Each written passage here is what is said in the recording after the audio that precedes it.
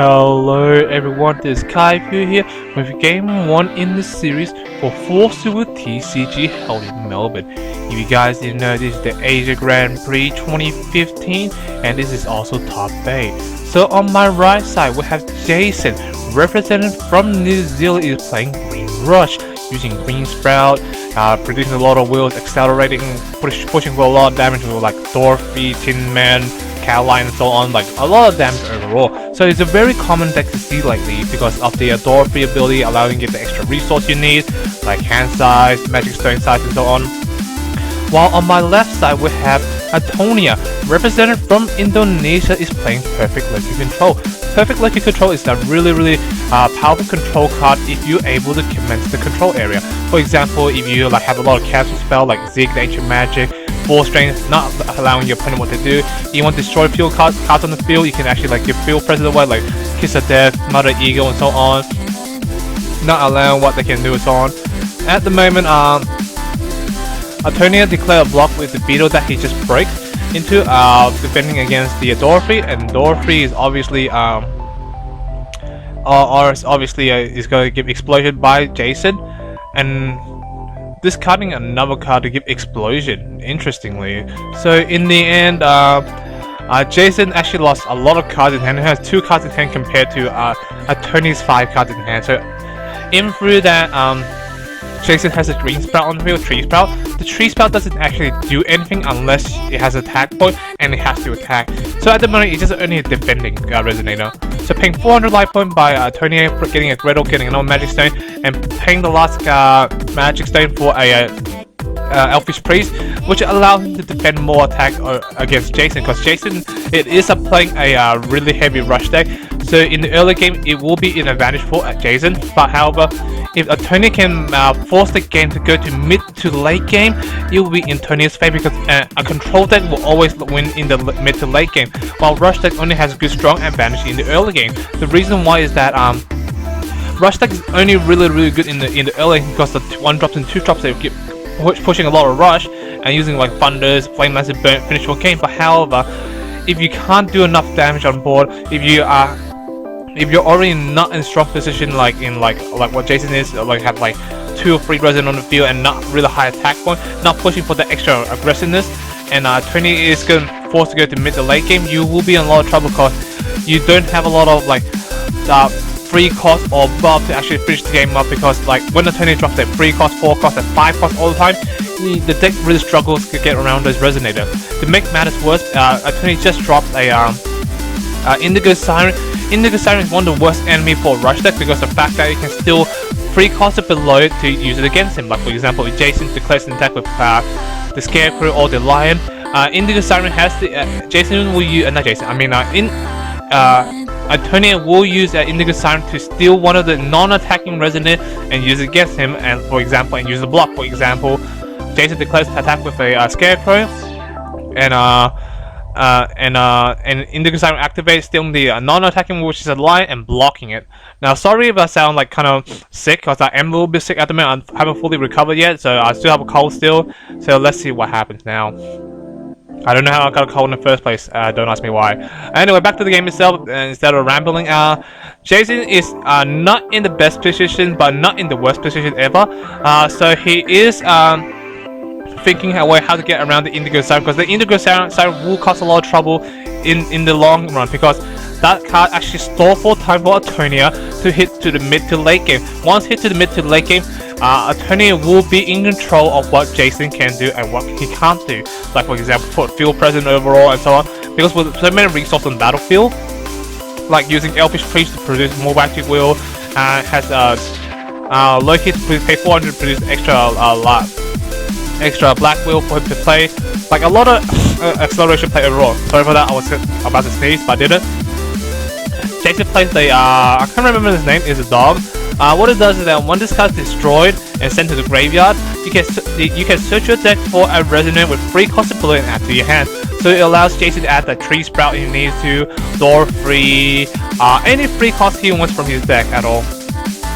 Attacking directly to the Indigo Siren, so give it explosion, not allowing more stalling. But however, Anthonius blocked with the Elfish Priest, So now I understand why he didn't actually block with the grill. He made a comment about it because he wanted to force the rush play to give explosion, making them waste more hand resources. That's what Jason just did. Wasting a lot of cards in hand, has no cards in hand at the moment, so even he does get the search power, he only gets a 1 card in hand, while Tony is still in control with a Gretel can block later on. And not only that, if he does block with the grill, just then it will allow Jason get a +1, because that since they're both on the same stat, they will lose 1 card each. But however, the dog will allow Jason to search for cards, so giving him 3 +1. But let's see what can Jason search for in this situation. At the moment, he has no cards in hand, only 1 magic stone open, so he can't search a bunch of stuff. Only 1 cost at most to get more aggressive. But other than that, I can't think of anything else. Searching for a Dorothy, as we said, for the next turn play, I believe. But let's see what can Antonio do to respond with the Dorothy next turn, since he can't play it this turn. Since the tree spell can't attack at all, so he is there sitting there doing nothing, chillaxing overall. Now it's back to Antonio's turn now, I believe, after cutting and shuffling his deck. Yep, back to Antonio's turn. Let's see what can Antonio do in this situation. At the moment, he has 3 magic stone open and so on. Let's see what can he play. I do see a Force Grave from this angle, so he can cancel a normal spell. But the thing is that Jason did add a resonance, showing that he doesn't have a normal spell, so the Force Grave is kind of dead at the moment. Doesn't do anything. Unless Jason tops it into a Thunder, Flame Lance, or something that creates a lot of like normal style draws and so on. Like, it will allow the Force Drain to be a lot more effectively.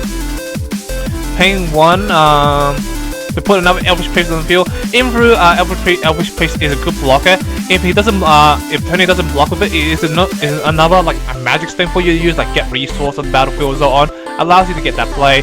And knowing that, it shows that Antonio does have a lot of interaction spell in hand, because he didn't tap a lot on the field, because it's either he has no resident to play or he has a lot of interaction against Jason, like Kiss of Death, Wash Away if he does play it and so on. Like, yeah, allow pretty much pressure Jason to the point that he has nothing he can do.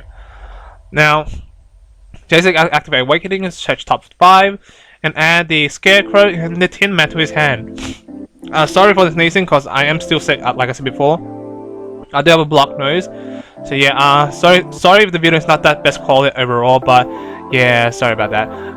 Now Jason does get the hand size back now with the Dorothy ability, getting more resource, getting more explosion to any of the resonate overall, and by passing his turn, interestingly, well, I wouldn't say interesting, but I wouldn't be surprised if he passes his turn, because that Indigo Siren is causing a lot of problem, and he doesn't want the Indigo Siren to cause more problem, like stealing Resonator, using it against Jason overall, like using to block, using for sacrifice and so on. But Tony did pay 1,000 life points to J-activate to put Loki on the battlefield.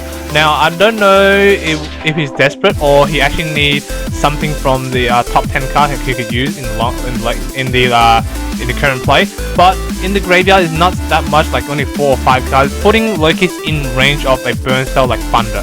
So killing Loki right away will be kind of dramatic, but I don't know how effective will the Thunder do. But at the moment, it doesn't matter, because he did add 1 card. If added like Kukunuchi or a Ode of the Dead to resurrect Kukunuchi if he has one in the grave, which I didn't see. Yeah, but overall, Antonio is pushing to the mid to late game now, sooner or later, because that Indigo Siren is causing a lot of trouble for Jason, like I said before. Play Green Sprout, Tree Sprout, I mean. Discarding Force Drain, yeah, I guess this is a good play, because he knows that Jason has no normal spell in hand, because he searched for the Dorothy, he just played the Dorothy, and so what's the chances of you drawing a normal spell? And dropping Kukunuchi, allowing, refreshing Antonio's hand, because Antonio's hand might be not the best at the moment against this matchup.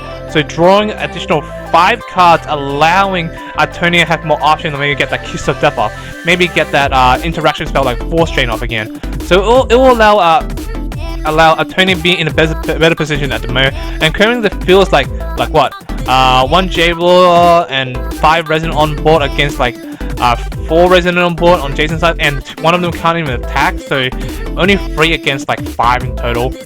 So at the moment, the Scarecrow is sitting 500 attack, 500 defense, Dorothy is on 4-4, Tin Man's on 2-2. So as you can see, not much high attack at the moment. If If you think about it, even though early rush does nothing, if Anthony can defend his attack up, it will be his game.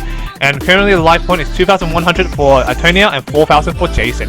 Even through Jason's life point is really high, if he doesn't push Antonia's life down to 0, he will be in a lot of trouble.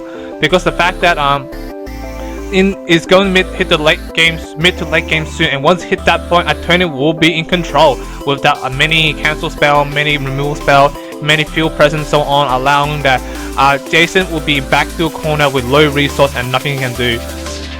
But let's see what can Jason do in this situation. He's thinking about attacking the Tin Man. I don't know if he should attack at all, but then again, if he doesn't attack, it will commit to the late game and do nothing at all. Using Indigo Siren to steal the Dorothy and blocking with the Dorothy. Even though Dorothy doesn't die, the Tin Man does die, but it will allow in the next turn that Dorothy goes back to Jason's place in rest position, which will allow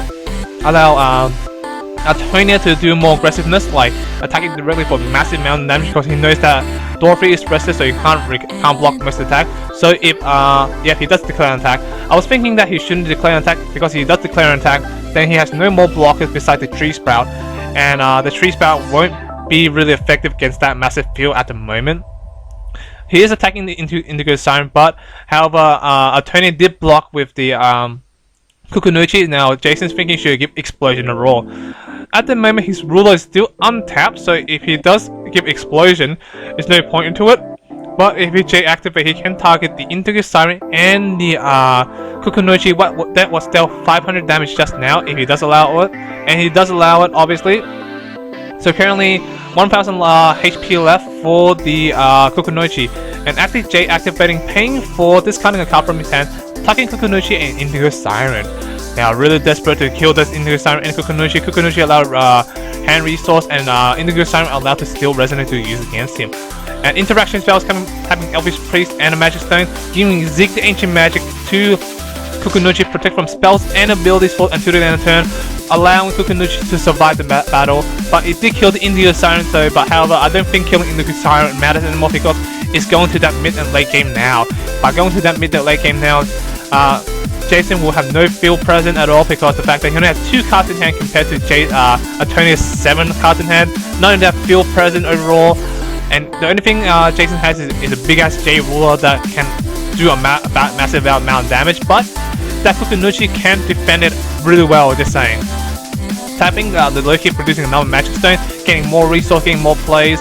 At the moment, I don't know how many cards in the graveyard, maybe like 4, maybe not 4, maybe 6 cards in the bin at the moment. Getting another Magic Stone from Gretel, getting more resource for the following play after this, if Jason does survive this battle overall. Attacking directly to the Dorothy with Kukunuchi. Now defending it, I wasn't sure if that was a good play overall, because that if I was Jason, I would actually keep Explosion to Dorothy, not allowing the redrawing overall. But however, it does show that Antonia does have Out of the Dead, so even it did give Explosion to the Dorothy, it will be coming back sooner or later. And discarding a Giant from the Beetle, the Giant, what it does is that for each Resonate you control, all Resonate on your side field except for itself gains a global 100 attack and 100 defense for each different one. Currently there's like 1, 2, 3, 4, 5, 6, 7 I believe, 7 different Resonate on the field, and all those Resonate gets plus 700 attack, 700 defense. So that Gretel, that was something the previous turn ago, or a few turns ago, is currently sitting on 900 attack and 900 defense. Really high for 2 cost, just saying. So yep, he does have another over there, resurrecting that Giant and giving a lot of global ability to every single Resonate he has. Attacking 900 directly, direct to the Dorothy. I see this is a good play, because it will allow Jason have less field present, and none of that, less aggressive, less option, nothing he can do at the moment. But giving Explosion, killing the Gretel, so he was forced to give a Explosion to the Gretel, which Gretel already did his job producing a Magic Stone and already has high attack anyway, so it doesn't matter in the long run. Attacking 700 directly with the Elvish Priest, because he did lose a Resonate on the battlefield. Now Jason noticed that he only has 6 cards on the field, so meaning that it's 700 attack and the defense is 11,000. So pretty much he will die from the block from the J ruler, since that it can't do much. Since it will survive with 100 life points, he can life break into the Beetle. Now the Beetle will allow him to discard more cards if he wanted, but he doesn't drawing additional 4 or 5 more cards to his hand to get more resource, get more plays overall. Currently, Anthony is tapped out, but I don't think tapping out matters in the long run because he has that field present. He has that giant to defend. He has those big ass resident to finish Jason off next turn. But Jason does scoop it up because he knows that he can't do anything at the moment. So game 1 does go to Antonia. Thank you for watching. Thank you for listening, guys. Hope you guys enjoyed it.